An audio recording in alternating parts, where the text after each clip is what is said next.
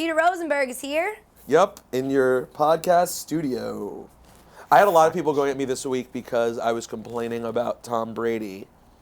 And they were saying, oh, how are you going to talk about Tom Brady? Everyone now throws at me, but you root for the Redskins. I get that in everything. Like, this bothers me for a multitude of reasons. Number one, people pretending, 'cause some people are really offended about the name the Redskins, but not the people who are tweeting at me. Oh, of They're course. just being assholes. Of course. So, number one, I already say all the time, I believe they should change their name. To what? The Warriors or something. Okay. I think they should change the colors. I think they should go to an arrowhead.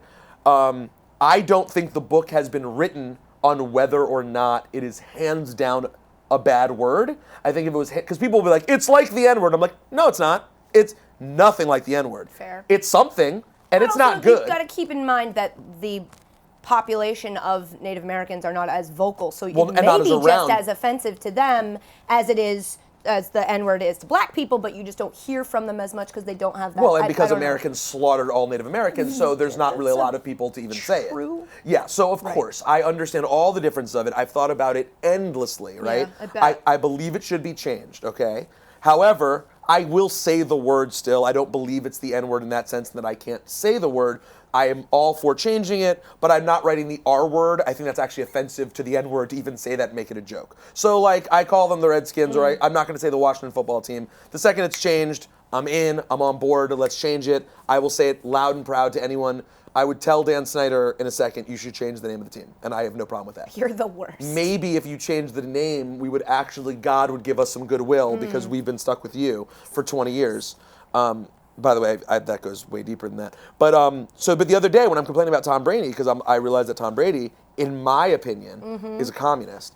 And people were like, how dare you comment Tom Brady when your team's the Redskins? And I'm like, bro, you can't just say that to me for everything. I get it. My team has a racist name, maybe. It's probably a bad name. I want to get rid of it. That's not, but I'm stuck with them. They're my childhood team. That doesn't mean I support it. I support the team. I love the team. Yeah. But they should change their name. Did you see the touchdown that wasn't a touchdown by Golden Tate in the Lions-Bears game this week? I saw it like once, well after the fact, because I don't know why. I know why. I was in such a bad mood this week after the Redskins game that I barely watched. No, not this year though. I've been fine all year, but and I'm not going to go into a whole Redskins thing. I'm going to answer about Golden Tate, but as a football fan, there was something this week that was so disappointing that it was different. Like, when we were up 13-10 at halftime on the Jets, and I live in New York, so I hear everyone how great the Jets are, and meanwhile, I know they're mediocre. And I lived through it, and I'm like, dude, I get it. We're going to look back on a time, and you're going to be like, do you remember when everyone thought the Jets were in the Super Bowl with Ryan Fitzpatrick and Chris Ivory? And right now, everyone's like, good, I know, Ryan Fitzpatrick. Crazy. He's Did you the know MVP. he went to Harvard? I did know that. Did you know that he's been a pedestrian NFL player for a decade? Yeah. No, and listen, by the way, I would trade Kirk Cousins for him in a second. He's fucking great. But I'm just saying, the Jets could win a playoff game. They're okay. But I know we could have won. And to be up 13-10 and then see a quarterback implode in that way, we're like, granted, we weren't just down a few players. The Redskins were down 7 starters. Yeah. It's bad when they dress RG3 because they don't want to dress him. Right? It was like, wow, congrats to you, sir. You have a jersey on Robert today. got to put on I know. The most accomplished player on our team, except for Alfred Morris, I guess, who's 3rd in yards the last 4 years. The most accomplished player on our team was actually allowed to put on a jersey this week. So that was really cool. Congratulations. Yeah, we were all psyched about that. If only he was allowed to play quarterback. So I was in a bad mood, and I didn't pay attention. But eventually I saw the play, and all I saw was the same thing that I saw when the Redskins played the Falcons last week. And I was at a game, I was in the Dome, and Devontae Freeman scores a touchdown, and they play turn down for what? And the whole crowd screaming in our face, haha, you suck, Devontae Freeman scored. And you're sitting there, and you don't know. You know when you're at a game, you're completely lost. It's so hard to follow there. Football in like person, the worst one it's to go impossible. It's really not. You don't know what the good. fuck's happening. Yeah. And then they're like, after review, no touchdown. And we were like, okay, didn't know that was an option.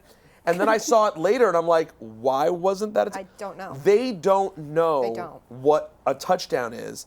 And it's very frustrating how different the rules are, because if you catch a ball in the back of the end zone, the work that you have to do to possess the ball and get 2 feet down is the most impossible thing in sports. Yeah. However, if you're flying across the goal line as a runner, all you have to do is have the teeniest part of the football break the plane, and it can get batted out of your hands, and it's not a fun, and it is a touchdown.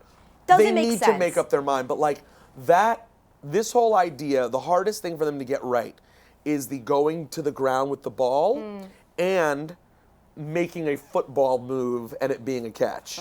Like catching a football, by the way, is a football It's a football move. Because like this week in the Jets game, I mean, Redskins we had 3 turnovers, but like there was another one where like Decker clearly caught the ball, in my opinion, clearly started turning and moving, got popped, fumbled, and like, no, incomplete pass, and that's it. Yeah.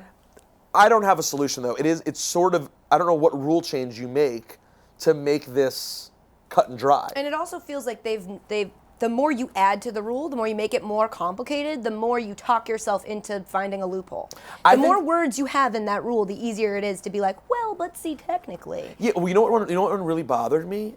And like, I hate the Cowboys, obviously, but the Dez one last year. Yeah, that's... Like, that was a catch. You know what they should do? They should flash to a booth, and in this booth, it's 1986. And there's a guy sitting there dressed all 80s, and he's smoking, just like profusely with his kids in the room. Here we go again. Yep. And he's drinking, and he's smoking, he's talking to his kids.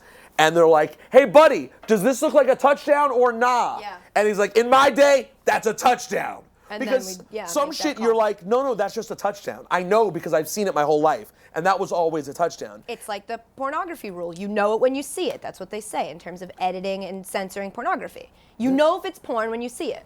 Why does everybody give me that look when I say that? Because I don't think it's common. Are you sure? Yes. If everyone's giving you the same face, maybe it's not as common as you think. It is like Statue of David.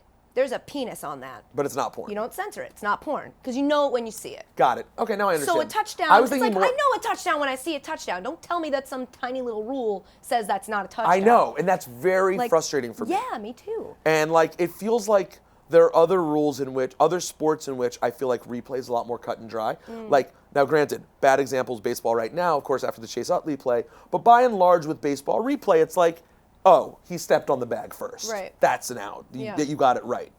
I'm glad they did that in baseball. That made no sense. Like, there are ones where like, this is so solvable. Did he get there first or nah? Right. Is like, or nah. And that was basically what the rule used to be. Yeah. It was just or nah. Yeah. Now they have an actual camera and it makes sense. But in football, there's some where it really does. It makes the game annoying. Yeah. So just super quick, you have a wrestling podcast. Cheap Heat. I've started to notice that, yes, Cheap Heat. Go subscribe to it And subscribe to Juan Epstein. And subscribe to Juan Epstein. It's the best hip-hop podcast ever and the first ever. 8 years old. Wow. We existed when it was like us and like Joe Rogan. There were like 3 podcasts, and we were one of them. That's amazing. Only he's rich off his You are and we're derailing this thing so hard. Sorry. It's okay. I know a lot of people, and a lot of people I respect and love wrestling. And so there have been a number of times that I'm like, we're going to do this, Katie. We are going to sit down and watch Raw. And I can't do it. I don't get it. And I am so desperate to get it. I want to get it. Well, there's 2 things here. Number 1, you're friends with a lot of fucking losers. Yeah, well, yeah. Number 2. I like it that way. But I'm a loser. Like, I'm a nerd. And people are like, oh, nerds like wrestling. I'm like, but then why don't I? Like, why don't I get it? Why don't I like it? Have you ever had a moment in which you got it or felt it? When I was a kid, I watched, like, Bret Hart? Hitman Hart, right? That's him. That's his name. I was little, and I thought it was cool. And I kind of thought it was real. Right. And then it's like Santa Claus. And then when you got older and you saw more, you were just like, eh. I was like, well, the acting's real bad, and I just can't, like, it doesn't make sense. And then all of a sudden, there was this counterculture of this is the new jam, and I'm like, well, I want to be with my nerd friends. But I just don't get it. Right, and I know you should. And I don't want to fake like it. I don't want to pretend I like it because it's cool now. No. But I want to know why you like it. So here's the easiest sell in my opinion. As someone who covers sports, you're aware of how many athletes have 0 personality and are generally not that sharp. And that's not all at all. There are some that are amazingly smart and cool and funny and nice and blah, blah, blah. But by and large, athletes are missing a lot of personality. And when you try to hear like their like pep talks and speeches, they're generally uninspirational and stupid and whatever. Wrestling is still really athletic and you can really appreciate the athleticism of it.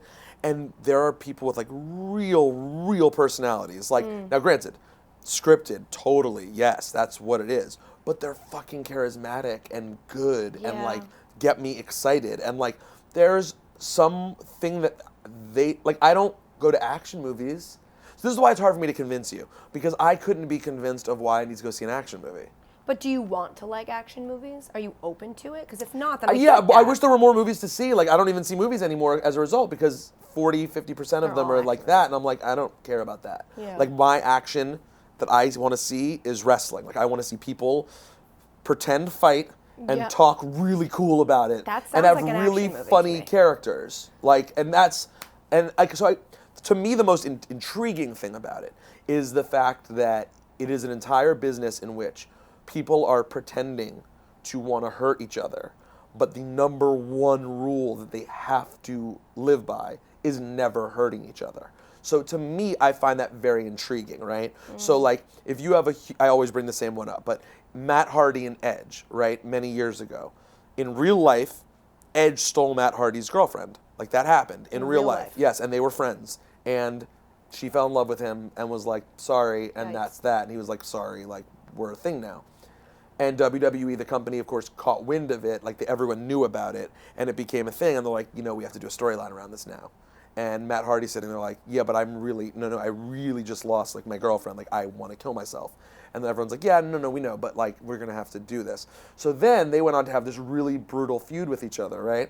So I just loved the idea that these guys had to tour the country pretending to kill each other while really wanting to kill each other and having to care for each other. Like, to me, that embodies the bizarreness of this business. So it's your love for it is super meta. Yes. Because it's like you love that it's fake, but you like the storylines that are real, that are hidden by the fake ones. Everyone who's obsessed with it, in the nerd way that you want to be down with it, it's on a meta level. Well, because I'm so confused by the what's real and what's fake. Like, there's that couple now, and I'm not going to pretend to know their names, that are engaged, but they had Lana to play. and Rusev. They had to play. Are they the same ones that had to pretend they were broken up for the storyline? Yes, but that story's sickening to me because... But like, what? How weird is... We all have Instagram and Twitter, and that's we just know stupid. what their real lives are. But that's crazy to me.